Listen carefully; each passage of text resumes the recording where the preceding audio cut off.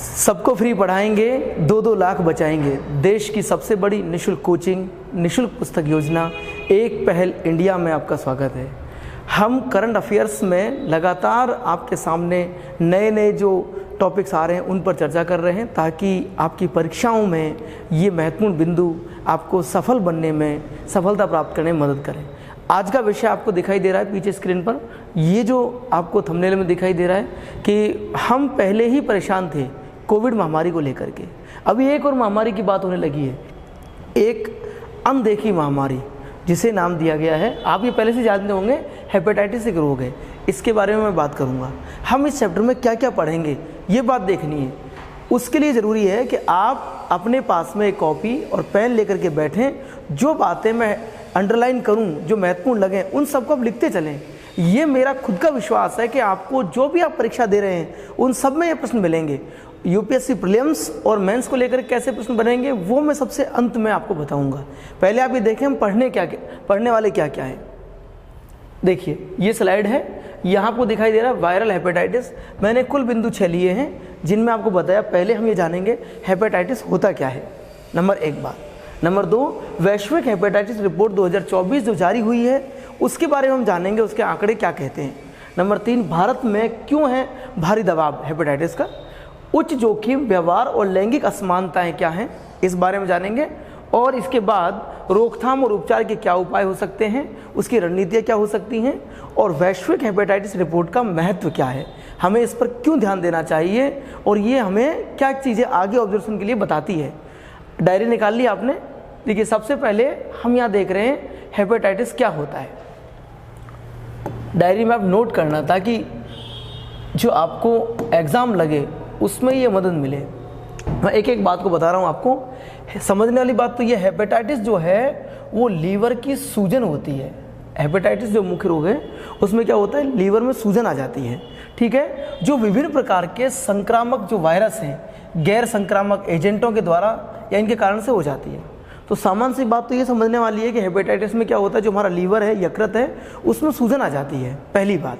Number 2, इससे कई प्रकार की स्वास्थ्य समस्याएं हो सकती हैं। देखिए सूजन आना अलग है और सूजन आने के बाद क्या क्या समस्याएं होंगी वो अलग है, जिनमें कुछ घातक हो सकती हैं। घातक क्या है, जानलेवा तक हो जाता है। हेपेटाइटिस वायरस के 5 मुख्य प्रकार हैं। अब आपकी परीक्षा की दृष्टि से क्या महत्वपूर्ण है यहाँ ये टॉपिक, जिन्हें ABCDE कहा जाता है। हेपेटाइटिस जो है उस वायरस के कितने प्रकार होते हैं, 5। कौन कौन से, ABCDE। ये सभी प्रकार लीवर रोगों का कारण बनते हैं। ये 5 जो प्रकार हैं वो सभी लीवर रोग के कारण हैं। हालांकि ये संरचना के तरीकों, बीमारी की गंभीरता और भौगोलिक वितरण सहित महत्वपूर्ण तरीकों से भिन्न होते हैं। ये इन सभी लक्षणों के आधार पर, इन तथ्यों के आधार पर भिन्न भिन्न होते हैं 5।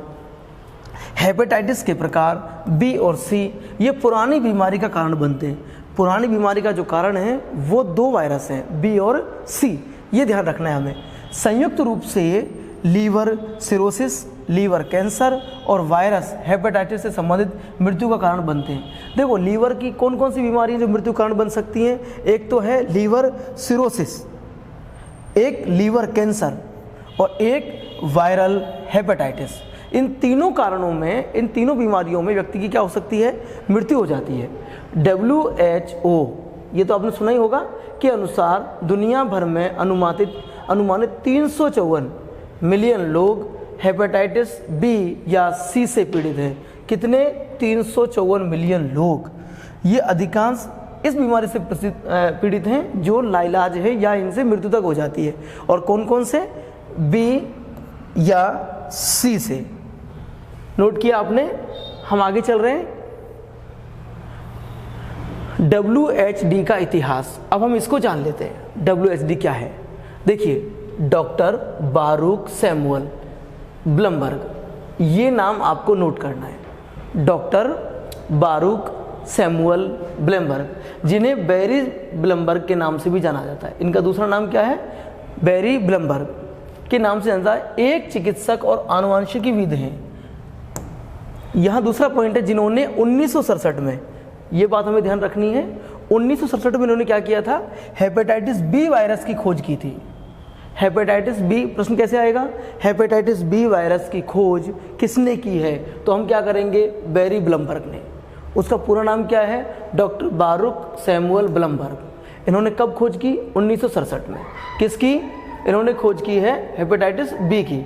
हेपेटाइटिस बी टीका इन्होंने विकसित किया, जिसके लिए उन्हें नोबेल पुरस्कार सम्मानित किया गया है।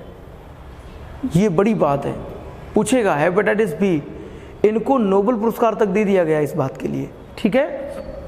इनकी उपलब्धि और योगदान को मनाने के लिए 28 जुलाई उनके जन्म दिवस पर हेपेटाइटिस डे इसके रूप में मनाया जाता है। आपसे पूछेगा एक प्रश्न, हेपेटाइटिस दिवस कब मनाया जाता है, 28 जुलाई, अभी आने वाला है।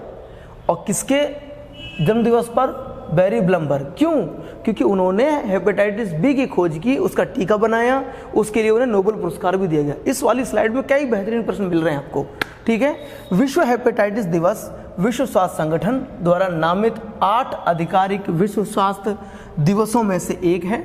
यह वार्षिक कार्यक्रम वायरस हेपेटाइटिस संक्रमण के विनाशकारी प्रभावों पर केंद्रित है। दुनिया भर में लगभग 35 करोड़ लोग क्रोनिक हेपेटाइटिस बी या सी से प्रभावित हैं। ये ध्यान देने वाली बात है, ये नोट कर लेना आप लोग, क्योंकि हम लोग पेपर के प्रश्नों का जो एनालिसिस करेंगे तब आपके लिए महत्वपूर्ण प्रश्न मिलेंगे। इसी महत्व में आगे हम बढ़ रहे हैं। विश्व हेपेटाइटिस दिवस वायरल हेपेटाइटिस के बारे में जागरूकता बढ़ाता है। अब ये जो दिन है विश्व हेपेटाइटिस दिवस, कब आपसे पूछे, उसके बाद इसके क्या महत्व हैं इसके बारे में पूछे, तो ये क्या करता है, जागरूकता को बढ़ाता है। एक सूजन जो लीवर की बीमारियों और संबंधित कैंसर का कारण बन जाती है, ठीक है। हेपेटाइटिस वायरस के 5 मुख्य प्रकारों में से हेपेटाइटिस बी और सी मृत्यु का सबसे आम कारण है, जिसे हर साल 13 लाख लोगों की मृत्यु होती है। लगभग कितने, 13 लाख लोग हेपेटाइटिस बी और सी की वजह से मर जाते हैं। ये बात ध्यान देने वाली बात है।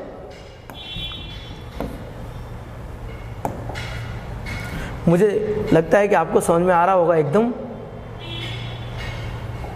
भारत में क्या है भारी दबाव, देखिए हम देखें उच्च जनसंख्या घनत्व है भारत में। हेपेटाइटिस बी के जो कारण हैं उनके दबाव के बारे में, लक्षणों, जांच और उपचार के प्रति जागरूकता की कमी भारत में, उसके लक्षणों, जांच और उपचार के प्रति जागरूकता की कमी है। अच्छी स्वच्छता प्रथाओं का पालन न करना या उन तक पहुंच न होना। भारत में जो मूलतः आपने देखा होगा कि यहाँ पर तो स्वच्छता को लेकर के लोग जागरूक नहीं हैं, और दूसरी बात यहाँ की जो प्रथाएं हैं उनका पालन ना करना और उन तक पहुँच ना होना। क्रोनिकल वायरल हेपेटाइटिस बी और सी संक्रमण का उच्च प्रसार है। व्यापक स्क्रीनिंग कार्यक्रमों की कमी है।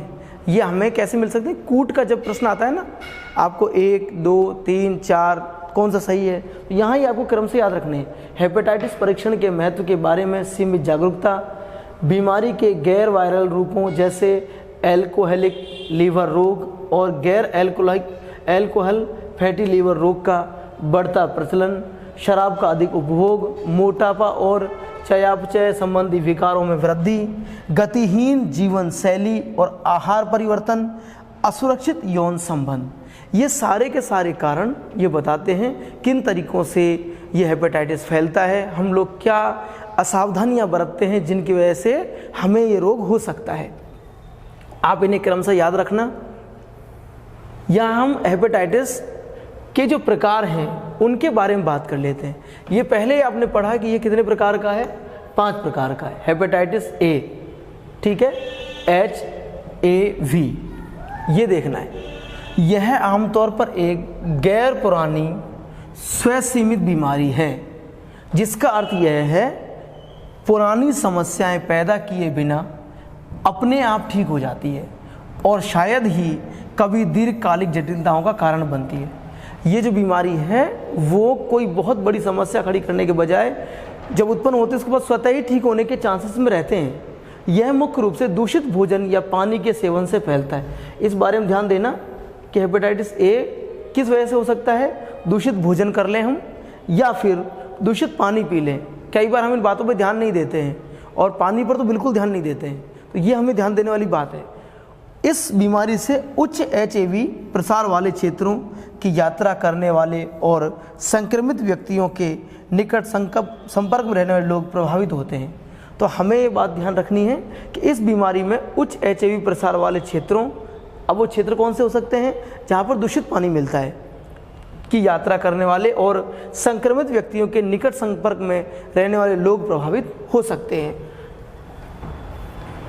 इसके बाद है हेपेटाइटिस बी, एचवी। इसमें हेपेटाइटिस बी दुनिया का सबसे आम यकृत संक्रमण रोग है। आपको बी सुनते याद आ गया होगा, ये जानलेवा है, जिससे 292 मिलियन से अधिक लोग प्रभावित हैं। एचएवी के विपरीत एचबीवी क्रॉनिकल संक्रमण का कारण भी हो सकता है, जिससे सिरोसिस, आपने अभी थोड़ी देर पहले देखा था, सिरोसिस और यकृत कैंसर का खतरा बढ़ जाता है। कौन कौन से? एक तो सिरोसिस और यकृत कैंसर, इसका खतरा, लीवर कैंसर जिसे हम कहेंगे, खतरा बढ़ता है। यह मुख्य रूप से संक्रमित रक्त, यौन संपर्क और बच्चे के जन्म के दौरान मां से बच्चे में फैलता है। ये बातें महत्वपूर्ण है। नंबर एक, ये फैलता कैसे? एक तो संक्रमित रक्त हो, हम इंजेक्शन लगवाते हैं उस समय पर कई बार हमारे क्या होता है, एक ही नीडल का प्रयोग अगर 2 बार कर लिया, या किसी दूसरे व्यक्ति की सिरिंज को दूसरे को लगा दिया, या और भी संक्रमित रोग के रक्त के कारण हो सकते हैं। संक्रमित रोग अगर किसी रक्त किसी व्यक्ति का है, वो किसी और व्यक्ति को चढ़ा दिया जाए ऐसे, या फिर हम यौन संपर्क में आए और असुरक्षित रहें, इस तरीके से भी, या फिर बच्चे के जन्म के समय अगर बच्चे की माँ को ये रोग है तो वो किस में आ सकता है? बच्चे में। इसमें नवजात शिशुओं और जोखिम वाले व्यक्तियों को टीकाकरण किया जाता है। इसका उपचार संभावित ही हो सकता है। हेपेटाइटिस HCV, हम इसके बारे में जान लेते हैं। HCV मुख्य रूप से संक्रमित रक्त के संपर्क में आने से फैलता है। यहाँ भी वही आपने देखा, जो अक्सर असुरक्षित इंजेक्शन प्रथाओं और चिकित्सा उपकरणों से जुड़ा हुआ है, जैसा मैंने अभी आपको बताया था। इसके बाद HCV अधिकांश मामलों में दीर्घकालिक संक्रमण के कारण होता है। HCV के लिए कोई टीका नहीं है। देखिए, बी के लिए टीका था, HCV के लिए टीका नहीं है, लेकिन एंटीवायरल उपचार उपलब्ध हैं। कोई टीका नहीं है लेकिन एंटीवायरल उपचार हैं, और यह कई मामलों में संक्रमण को ठीक कर सकते हैं। हेपेटाइटिस डी, HDV एक अनोखा प्रकार का हेपेटाइटिस है जो केवल HDV से संक्रमित व्यक्तियों में होता है। WHO के अनुसार HDV क्रॉनिकल हेपेटाइटिस बी संक्रमण वाले लगभग 5% लोगों को प्रभावित करता है। कितने? ये ध्यान रखना, केवल 5%। इसे वायरल हेपेटाइटिस का सबसे गंभीर रूप माना जाता है, और यह HBV से संबंधित यकृत रोग की प्रगति को तेजी प्रदान कर देता है। टीकाकरण के माध्यम से HBV संक्रमण को रोका जा सकता है। टीका किसका नहीं है? सी का नहीं है, बी का हमारे पास टीका है। सी के लिए हमारे पास क्या है? एंटीवायरल हैं जिनका उपयोग कर सकते हैं। हेपेटाइटिस ई, HEV मुख्य रूप से खराब स्वच्छता वाले क्षेत्रों को दूषित पानी के माध्यम से फैलता है। यह आमतौर पर स्वसीमित बीमारी है, लेकिन गर्भवती महिलाओं में इस बीमारी के कारण मृत्यु का खतरा अधिक होता है। यहाँ हमने पढ़ा ई के बारे में। ई कहाँ होता है? जहाँ पर स्वच्छता नहीं है या स्वच्छ जल नहीं है, दूषित है। और सबसे ज़्यादा खतरा किसको है? गर्भवती महिलाओं को। यदि महिला गर्भवती है तो उसकी मृत्यु तक का खतरा हो जाता है। वर्तमान में HEV के लिए कोई विशेष उपचार या टीका नहीं है हमारे पास। हेपेटाइटिस F, टोगा वायरस जैसे वायरस के कारण होने वाला हेपेटाइटिस, यह एक दुर्लभ रूप है। यह रोग तब होता है जब दुर्लभ वायरस रक्त प्रवाह के माध्यम से यकृत कोशिकाओं तक पहुंच जाता है। देखिए, उच्च जोखिम और व्यवहार और लैंगिक असमानता है, ये सबसे महत्वपूर्ण बिंदुओं में से एक है जिसे आपको देखना है। भारत इस समय विशेष रूप से वायरल हेपेटाइटिस के दबाव से, ये दचाव लिख दिया यहाँ पर, इसे हम दबाव लिख देते हैं, गलत हो जाए आपसे, टाइपिंग मिस्टेक है। दबाव से असमान रूप से प्रभावित हैं। रोग की व्यापकता के मामले में चीन के बाद दूसरे स्थान पर है।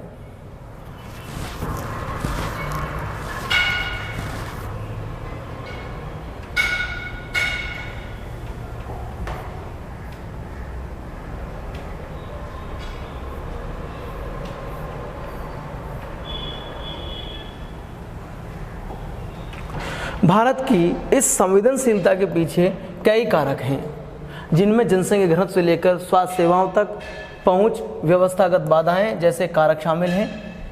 इनमें सबसे प्रमुख क्रोनिकल वायरल हेपेटाइटिस बी और सी संक्रमणों की व्यापकता है। ये बी और सी आपको बार बार परेशान कर रहा है, ध्यान रखना। ये संक्रमण अक्सर बीमारी के शुरुआती चरणों में पता नहीं चल पाते, उन्नत अवस्थाओं में पहुंचने पर ही सामने आते हैं। शुरुआती दौर में इनका बिल्कुल पता नहीं लग पाता। इस संबंध में जांच परीक्षणों की कमी, सीमित जागरूकता स्वास्थ्य समस्याओं को और बढ़ा देती है, जिससे संचरण को बढ़ावा मिलता है। इसके अलावा गैर वायरल हेपेटाइटिस के रूपों जैसे एल्कोहलिक लीवर रोग ALD और गैर एल्कोहलिक फैटी लीवर रोग NAFLD का बढ़ना भारत के रोग दबाव और इस रोग दबाव को और जटिल बना देता है। शराब के अधिक सेवन, आपने देखा होगा गांव में लोग शराब पीते हैं, उनका लीवर खराब हो जाता है। तो शराब का अधिक सेवन और निष्क्रिय जीवन शैली जैसे कारक लीवर रोग की बढ़ती महामारी में योगदान देते हैं, जो वायरल हेपेटाइटिस की रोकथाम संबंधी उपायों की तत्काल आवश्यकता को रेखांकित करता है। हेपेटाइटिस रिपोर्ट का महत्व। विश्व स्वास्थ्य संगठन WHO की रिपोर्ट 2024 की वैश्विक हेपेटाइटिस रिपोर्ट जारी होना वायरल हेपेटाइटिस के खिलाफ लड़ाई में एक सक्रिय प्रयास है। अगर हमें रिपोर्ट पता नहीं चले तो हमें आंकड़े पता नहीं चलेगा कि हम यहाँ कहाँ तक पहुँचे, उपाय रोकथाम में हम सफल हुए या नहीं हुए। तो ये रिपोर्ट हमें बता रही है कि यह रिपोर्ट दुनिया भर में रोग के दबाव और सेवा कवरेज का व्यापक अवलोकन प्रदान करती है। पहला। नंबर 2, 187 देशों के आंकड़ों को एकत्रित करके रिपोर्ट हेपेटाइटिस की महामारी, विज्ञान, निदान एवं उपचार के वैश्विक लक्ष्यों की दिशा में प्रगति दर्शाती है। साथ ही कवरेज की दरों में वृद्धि के बावजूद यह रिपोर्ट 2030 तक हेपेटाइटिस के उन्मूलन के लिए महत्वाकांक्षी लक्ष्यों को पूरा करने की तत्काल आवश्यकता को रेखांकित करती है। इसके अलावा यह रिपोर्ट यह देखभाल तक पहुंच में लगातार बनी हुई असमानताओं और महामारी से प्रभावित ढंगों से निपटने के लिए संसाधनों के समान वितरण की आवश्यकताओं को भी उजागर करती है। इस रिपोर्ट से हमें क्या क्या पता चला, ये आपने देखा कि पहले तो ये हमारे सक्रिय प्रयासों के बारे में बताती है। दूसरा, ये रोग और सेवा कवरेज के जो व्यापक अवलोकन है उसको प्रस्तुत करती है। विश्व के कितने 187 देशों के आंकड़ों के साथ हम ये पता लगाते हैं कि इस महामारी की विज्ञान, निदान और उपचार के वैश्विक लक्ष्यों की दिशा में हमारी जो प्रगति है उसका पता चलता है। तो ये रिपोर्ट हमें कई मायनों में हमारी जो यथास्थिति है उसको बताती है। वैश्विक हेपेटाइटिस रिपोर्ट 2024 के निष्कर्ष क्या है? कार्रवाई के लिए डाटा के साथ वायरल हेपेटाइटिस के संबंध में सेवा कवरेज और उत्पाद पर यह पहली समेकित WHO की रिपोर्ट है। इसमें दुनिया के 187 जो देश हैं उनके बीमारी के बोझ, आवश्यक वायरल हेपेटाइटिस सेवाओं के कवरेज, न्यूनतम अनुमान प्रस्तुत करती है। रिपोर्ट के अनुसार सभी क्षेत्रों में क्रोनिक हेपेटाइटिस बी संक्रमण से पीड़ित 13% लोगों का निदान किया गया था। ये बताती है अभी हमने निदान कर पाए हम कितना, 13% जो लोग हैं उनका लगभग 3% मतलब 7 मिलियन ने वर्ष 2022 के अंत में एंटीवायरल थेरेपी प्राप्त की थी। हेपेटाइटिस सी के संबंध में 36% लोगों का निदान किया गया और 20% लगभग 12.5 मिलियन को नैदानिक उपचार प्राप्त हुआ है। ये परिणाम वर्ष 2030 तक chronic hepatitis B, hepatitis C से पीड़ित 80% लोगों के इलाज के वैश्विक लक्ष्य को काफ़ी कम है। इलाज के वैश्विक लक्ष्य से काफ़ी कम है। हालांकि यह वर्ष 2019 में रिपोर्ट किए गए अनुमानों के बाद से निदान और उपचार कवरेज में मामूली लेकिन निरंतर सुधार को समेकित करता है। इस रिपोर्ट से पता चलता है कि सुधार हुआ है लेकिन मामूली, लेकिन फिर भी हम इस बात से संतुष्ट हो सकते हैं कि सुधार हो रहा है आंकड़ों में। वैश्विक हेपेटाइटिस रिपोर्ट 2024 के निष्कर्ष में रिपोर्ट के अनुसार हेपेटाइटिस वैश्विक स्तर पर प्रति 13 वर्ष 1.3 मिलियन मौतों के साथ तपेदिक के बाद मृत्यु का दूसरा प्रमुख संक्रामक कारण है। यह हमें ध्यान देना है। 187 देशों के आंकड़ों से पता चलता है कि वायरल हेपेटाइटिस से होने वाली मौतों की अनुमानित संख्या वर्ष 2019 में 1.1 मिलियन से बढ़कर 2022 में 1.3 मिलियन हो गई थी। इनमें 83% हेपेटाइटिस बी और 17% हेपेटाइटिस सी के कारण मौत हुई थी। ये सबसे भयानक हैं दोनों। वर्तमान में वैश्विक स्तर पर हेपेटाइटिस बी और सी संक्रमण के कारण प्रतिदिन लगभग 3500 लोगों की मृत्यु हो जाती है। प्रतिदिन का आंकड़ा बहुत भारी है। क्रोनिक हेपेटाइटिस बी और सी संक्रमण का आधा बोझ 30 से 54 वर्ष की आयु के लोगों में है। 12% 18 वर्ष से कम आयु के बच्चों में है। हेपेटाइटिस के कुल मामलों में 58% पुरुषों में है। बांग्लादेश, चीन, Ethiopia, Bharat, Indonesia, Nigeria, Pakistan, Philippines, रूस संघ और वियतनाम सामूहिक रूप से हेपेटाइटिस बी और सी के वैश्विक बोझ का लगभग 2/3 हिस्सा वहन करते हैं।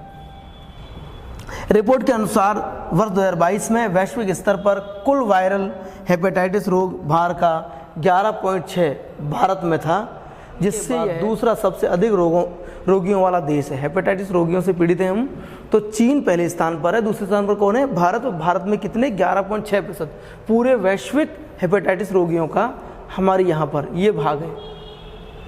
अब इसकी रोकथाम और उपचार की रणनीति। हेपेटाइटिस बी सी को टीकाकरण के माध्यम से रोका जा सकता है, नंबर 1, जबकि हेपेटाइटिस सी दवाओं से ठीक हो जाता है। बी का हमारे पास में टीका है। भारत में हेपेटाइटिस की उपचार की लागत भी सबसे कम है, क्योंकि भारत दवाओं का जेनेरिक संस्करण बनाता है। सरकार का वायरल हेपेटाइटिस पर नियंत्रण कार्यक्रम स्वास्थ्य कर्मियों जैसे उच्च जोखिम वाले वयस्कों का टीका प्रदान करता है। कार्यक्रम के तहत हेपेटाइटिस बी और सी दोनों का उपचार उपलब्ध है। वर्ष 2002 से 3 में भारत के कुछ शहरों और जिलों में हेपेटाइटिस बी वैक्सीन के प्रारंभिक रोल आउट के साथ भारत सरकार ने वर्ष 2011-12 में बचपन के टीकाकरण कार्यक्रम में क्रोनिक हेपेटाइटिस बी संक्रमण वैक्सीन को शामिल किया। कब किया था? 2011 और 12 में। ये हमने रोकथाम उपाय के हेपेटाइटिस मुक्त भविष्य, हेपेटाइटिस बी के खिलाफ टीकाकरण को बढ़ावा देकर या कम से कम 2 बूस्टर डोज देकर नवजात शिशुओं के संक्रमण को रोका जा सकता है। मां से बच्चे में संचरण को रोकना। सभी गर्भवती महिलाओं का हेपेटाइटिस बी, HIV और सिफिलिसिस के लगातार इनका परीक्षण किया जाना चाहिए। आवश्यकता अनुसार इलाज किया जाना चाहिए। किसी को पीछे मत छोड़ो।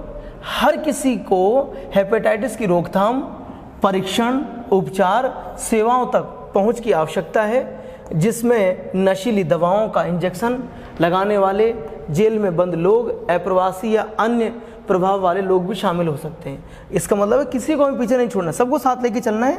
परीक्षण और उपचार तक पहुंच बढ़ाएं। वायरल हेपेटाइटिस का समय पर परीक्षण, इलाज से लीवर कैंसर और अन्य बीमारी, लीवर रोगों का रोकथाम की जा सकती है। कोविड-19 के दौरान अनिवार्य हेपेटाइटिस सेवाएं बनाए रखें।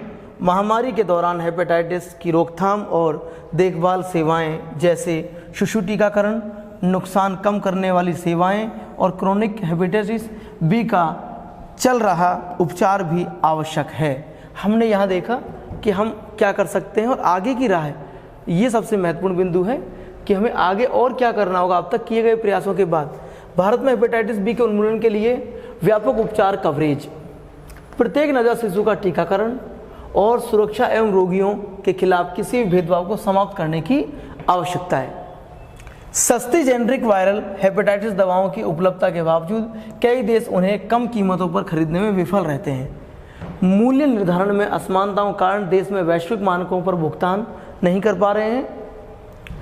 रिपोर्ट के अनुसार सेवा वितरण केंद्रीकृत और लंबवत बना हुआ है। ऐसे में कई प्रभावित आबादी को अभी भी वायरल हेपेटाइटिस सेवाओं के लिए अपनी जेब से खर्च करना पड़ता है। रिपोर्ट में वायरल हेपेटाइटिस के सार्वजनिक स्वास्थ्य दृष्टिकोण को आगे बढ़ाने के लिए कार्यों की एक श्रृंखला की रूपरेखा तैयार की है। इसे वर्ष 2030 तक महामारी को समाप्त करने की दिशा में प्रगति में तेजी लाने के लिए डिज़ाइन किया गया है। इसमें परीक्षण और निदान तक पहुंच का विस्तार, न्याय संगत उपचार के लिए नीतियों बदलाव, रोकथाम के प्रयासों को मजबूत करना शामिल है। WHO के अनुसार वर्तमान में वैश्विक स्तर पर देशों के स्वास्थ्य बजट के भीतर फंडिंग में सुधार हुआ है। ये हमें आगे की राह है जो करना चाहिए। मैंने कहा इसमें से प्रश्नों को लेकर के प्रीलिम्स फैक्ट में बहुत सारे प्रश्न बने हुए हैं जिनको मैंने अंडरलाइन किया है, उन सब को आप एक बार देख लेंगे। और शनिवार को जब निःशुल्क पुस्तक योजना के लिए इन पूरे वीडियो में से प्रश्न आएंगे, उन प्रश्नों को, ऑब्जेक्टिव प्रश्नों को अपने पास सुरक्षित रखेंगे ताकि जब आप प्रतियोगी परीक्षा में बैठेंगे तो आपको उनमें से बहुत सारे प्रश्न एग्जाम में मिल सकते हैं। तो आप ये डायरी में होमवर्क के रूप में नोट करके लाएंगे और होमवर्क आपका सोमवार के दिन चेक किया जाएगा और सोमवार को जब आप होमवर्क कर लाएंगे तो ही कक्षाओं में आपको प्रवेश दिया जाएगा। तब तक के लिए जय हिंद, जय भारत। सबको फ्री पढ़ाएंगे, 2-2 लाख बचाएंगे।